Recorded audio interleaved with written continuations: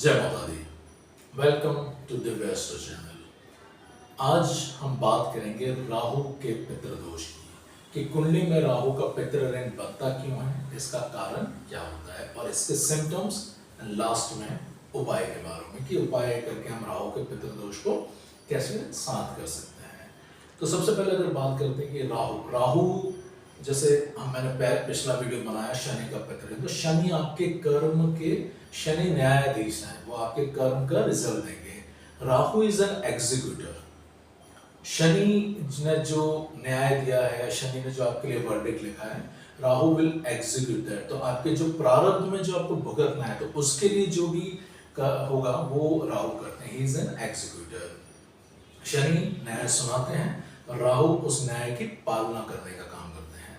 तो राहु और केतु और शनि के नाम से हर कोई भयभीत हो जाता है। तो आज हम उसी राहु का पितृ ऋण आपकी कुंडली में कैसे बनता है और ये लाइफ में क्या क्या प्रॉब्लम्स क्रिएट करता है, इसके बारे में हम बात करेंगे।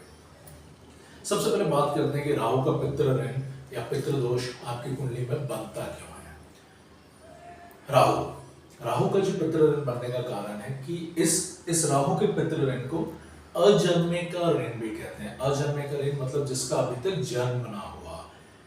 जिस घर में ये राहु का पितृ ऋण होगा उसमें आप देखिए एबॉर्शन या मिसकैरेजेस की घटनाएं ज्यादा होगी।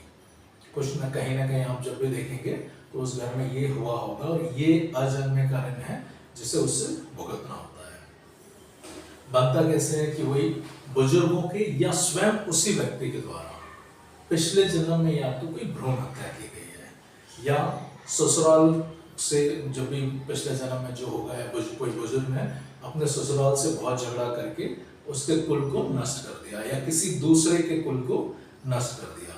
तो तीन चीज बताई गई है कि या तो खुद ने भ्रूण हत्या की गई है या किसी के ससुराल को नष्ट कर दिया या किसी दूसरे के कुल को कंप्लीटली वंश को पूरा ही खत्म कर दिया। तो जब भी ये कार्य बुजुर्गों के द्वारा या उसी व्यक्ति के द्वारा पिछले जन्म में हुए तो राहु का पितृ ऋण बनता है।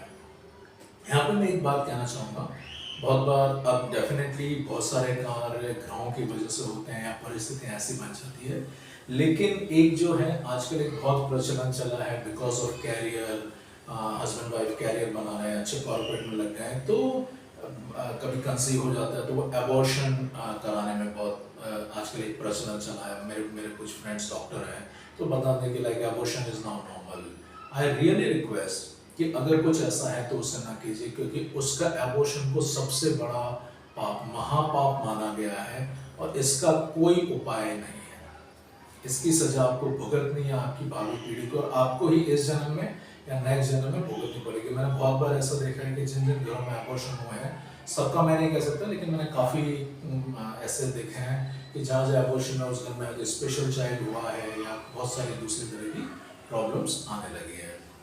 तो दिस इज रिक्वेस्ट और लाइक थिंक कि आप मतलब अगर किसी को लगता है कि कैरियर के लिए एबॉर्शन वगैरह कराने का पड़ता है तो उससे अवॉइड कीजिए। Just accept what God wants to give you, that is one thing. अब बात करते हैं कि राहु के पितृ ऋण को हम कुंडली में पहचाने कैसे, कि कुंडली में हम कैसे देखें कि राहु का पितृ ऋण बन रहा है या नहीं बन रहा है। तो इसे हम देखते हैं पहली कंडीशन जो कि राहु 90 खाने में बैठा हुआ है और बुध राहु के पक्के घर में बैठ गया 12th में। राहु 9th हाउस में और बुध 12th हाउस में, तो राहु का पितृ ऋण बनता है, पहली कंडीशन। दूसरी कंडीशन, राहु अपने घर छठे से बाहर, मतलब ये 6th राहु का है, राहु 6th में ना होकर के कहीं बाहर बैठा है और 12th में सूर्य, शुक्र या मंगल बैठे। ये तीनों राहु के पक्के दुश्मन हैं। सूर्य, शुक्र और मंगल, तीनों में से कोई एक या दो या तीन, उस हिसाब से उसकी इंटेंसिटी बढ़ती जाएगी। तो राहु 6 में बहुत अच्छा है, तो अगर राहु 6 में बैठा है और यहाँ बैठे हैं तो नहीं माना जाएगा, लेकिन राहु कहीं बाहर बैठा है और 12वें में सूर्य, शुक्र या मंगल बैठे हैं तो पितृ ऋण माना जाएगा। ये राहु का पितृ ऋण माना जाएगा। 12वां अगर राहु का है, साथ में गुरु का भी इधर हक होता है, तो सूर्य, शुक्र, मंगल जब यहाँ होते हैं तो गुरु प्रसन्न हो जाता है। तो अगर किसी वजह से यहाँ पे गुरु भी साथ में है तो इसका प्रभाव कम हो जाएगा। अगर सूर्य और साथ में 12वें में गुरु है, शुक्र है और 12वें में गुरु आ गए, शुक्र और गुरु दुश्मन है, लेकिन मंगल अगर आ गया और साथ में गुरु है, शुक्र के साथ नहीं मानेंगे, लेकिन सूर्य और मंगल के साथ अगर साथ में गुरु है तो इसका प्रभाव थोड़ा कम हो जाता है, उसको स्पिरिचुअल वे मिल जाता है। लेकिन अगर सूर्य अकेला है, शुक्र है, मंगल है, तीनों साथ में है, तो इसकी इंटेंसिटी और वर्स्ट साइड खराब हो जाती है। तो ये हमने देखा कि कुंडली में राहु का पितृ ऋण बनता कैसे है। सूर्य शुक्र मंगल जब भी 12वें में आ जाते हैं, एक या तीनों, तो उसके इंटेंसिटी के हिसाब से एक होगा तो इंटेंसिटी कम खराब, और तीनों अगर साथ में हो तो उसकी इंटेंसिटी बहुत ज्यादा खराब। अब राहु के पितृ ऋण के सिम्टम्स क्या होते हैं? कुछ तो बेसिक सिम्टम्स बताए गए हैं, जिनका पॉजिटिव नेगेटिव इफेक्ट कितना पड़ता है नहीं कह सकते। कि कुछ एक पता है कि जब भी किसी के अगर राहु का पितृ ऋण है तो उसके घर का जो मेन गेट है उसके नीचे से एक गंदी नाली, गंदा पानी निकलने की नाली होगी, मेन गेट पे कूड़ादान होगा। तो ये तो कुछ बेसिक फिजिकल सिम्टम्स बताए हैं, लेकिन जो मेजर बंदे की लाइफ पर इसका क्या इम्पैक्ट आता है? राहु इल्यूजन है, राहु विचार है आपके। तो अब क्या होगा कि बंदा विचार करेगा, प्लानिंग करेगा, बड़ी बड़ी प्लानिंग करेगा, और उसमें हो सकता है कैपेबिलिटी भी हो, लेकिन वो उन चीज़ों को एग्जीक्यूट नहीं कर पाएगा। थिंकिंग तो कर लेगा, प्लानिंग कर लेगा, लेकिन जब भी एग्जीक्यूट करने की बारी आएगी कुछ ना कुछ प्रॉब्लम आ जाएगी। रात को प्लानिंग करेगा, मैं कल ऐसा करूँगा, वो करूँगा, ये चीज़ें, और उसको चीज़ें होती हुई लगेगी, ये ईजी है, ऐसे 2+2 करूँगा 4 हो जाएगा, सब कुछ हो जाएगा, लेकिन जब भी करने जाएगा तो 2+2 उसका 0 हो जाएगा। तो राहु के अंदर बंदा प्लानिंग करता है, ड्रीमर होता है, बट एग्जीक्यूशन करने के टाइम में कंप्लीट फेल हो जाता है। अब दूसरा, जब वो ड्रीमर है तो वो ओवर थिंकिंग भी होने लग जाती है, ब्रेन ओवरलोडेड रहता है, माइंड में थॉट्स भर भर के रहते हैं, मतलब वो हमेशा कुछ ना कुछ सोचता रहेगा, ओवर थिंकिंग रहेगी, उसकी वजह से एंग्जाइटी भी हो जाती है, स्ट्रेस में आने लग जाता है। तो वो चीज़ें भी होती है, क्योंकि राहु विचारों का कारक है, और यहाँ पे बिकॉज ऑफ राहु खराब हो रहा है तो विचार आएंगे, कुछ गंदे विचार भी आ सकते हैं, और कुछ विचार ऐसा आएंगे जिनको वो एग्जीक्यूट ही नहीं कर पा रहा। अब बिकॉज इसी को हम और एक्सटेंड करें कि प्लानिंग कर रहा है लेकिन काम नहीं कर पा रहा, तो डेफिनेटली इनकम की समस्या भी होगी, या तो जॉब ही नहीं होगा, और अगर जॉब लगा तो इनकम नहीं होगी। अब यहाँ पे 2 चीजें बताई गई है कि अगर राहु का पितृ ऋण है तो या तो इनकम नहीं हुई, तो दूसरे फ्रंट पे उसको थोड़ी सी रिलीफ मिलने के चांस है कि घर में थोड़ा रिलीफ रहेगा। लेकिन अगर राहु का पितृ ऋण है और इनकम हो रही है तो फिर दूसरी तकलीफ आ जाएगी, घर में बीमारियां आ जाएगी, कुछ प्रॉब्लम आएगी, जॉब में प्रॉब्लम आएगी, तो डे ना डे कुछ ना कुछ प्रॉब्लम चलती ही रहेगी। तो या तो इनकम नहीं होगी तो बाकी चीजों में थोड़ा शांत हो सकता है, डिपेंड ऑन दूसरे प्लैनेट्स की पोजीशन पे। लेकिन अगर इनकम रही, राहु का पितृ ऋण है और इनकम रही, तो बहुत सारी पैसा दवाइयों पे खर्चा होगा, फालतू चीजों पे खर्चा होगा, नुकसान होगा, जीवन में अचानक बड़े बड़े संकट आएंगे। हो सकता है कि जब उसका समय अच्छा चल रहा था, उसने लाइफ में बहुत कुछ अच्छा किया। इसमें आदमी होता है कि बहुत बार रईस घर में हो सकता है उसकी फैमिली बहुत वेल टू डू हो, लेकिन आदमी उस चीज़ों का बेनिफिट नहीं ले पाता, वो अलग हो जाएगा, डाउनफॉल आएगा, वो जो रईस होते हुए भी उसको हो सकता है लाइफ स्ट्रगल में निकालने पड़े। तो ये राहु के पितृ ऋण के कुछ सिम्टम्स हैं। यहाँ पे और जो अगर मैं बात करूँ कि बिकॉज राहु का पितृ ऋण है, साथ में सूर्य भी खराब हो रहा है, शुक्र भी खराब हो रहा है, मंगल भी खराब हो रहा है। अगर मैं सूर्य की बात करूँ तो जैसा मैंने बताया कि या तो जॉब ही नहीं मिल पाएगी, इनकम नहीं हो पाएगी, मंगल खराब हो गया तो इनकम में प्रॉब्लम आएगी, शुक्र खराब हो गया तो कहते हैं शादी में या लाइफ में, मैरिड लाइफ के अंदर कुछ ना कुछ प्रॉब्लम आएगी। तो ये है राहु के पितृ ऋण के सिम्टम्स। अब बात करते हैं कि इसका उपाय कैसे करें।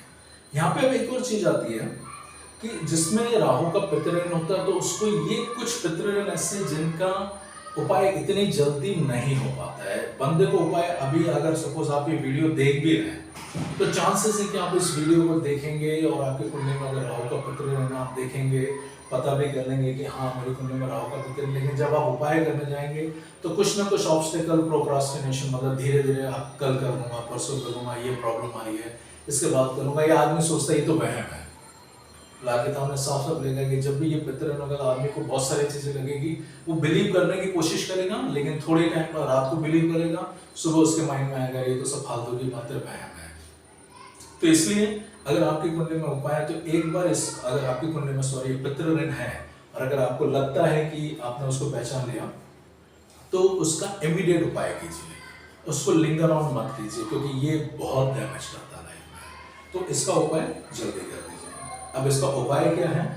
उपाय वही है कि जब भी अपन पितृ ऋण के उपायों की बात करते हैं तो सारे खानदान को इकट्ठा करना है, सबसे पैसे लेने हैं और उपाय करना। तो अगर सारे खानदान वाले इकट्ठे नहीं हो रहे तो आप अपने ही पॉकेट से पैसा डाल करके सबके नाम का एक एक नारियल लेना है। तो फॉर एग्जांपल आप कैलकुलेशन कर लीजिए तो 108 नारियल ले लीजिए, जो पूजा वाले नारियल रहते हैं, और उनको एक ही दिन में तेज बहते पानी में दरिया में प्रवाहित करना है।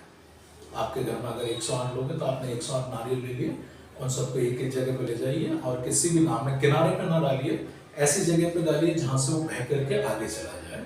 तो तेज बहते पानी में उसको जल प्रवाह कर दीजिए। तो ये राहु का पितृ काफी सिंपल सा उपाय है और रियली इसके काफी इफेक्टिव फल आते हैं।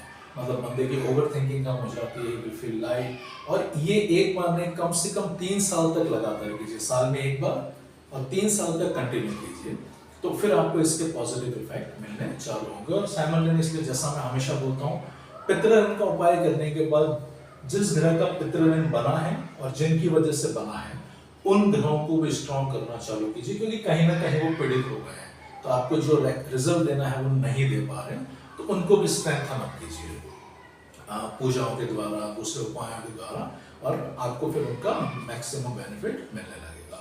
तो ये था दोस्तों राहु के पितृ ऋण के बारे में।